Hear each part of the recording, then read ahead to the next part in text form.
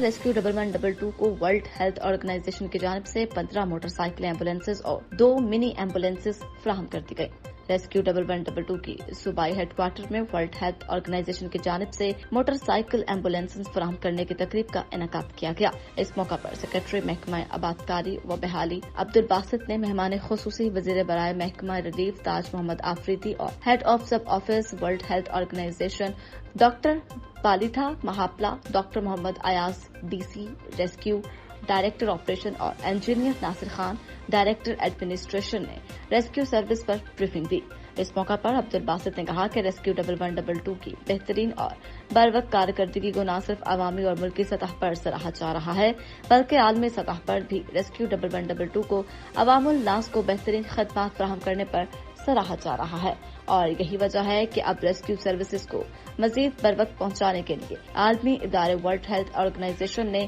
ابتدائی طور پر 15 motor سائیکلیں ambulances اور 2 منی ایمبولینسز فراہم کی ہیں۔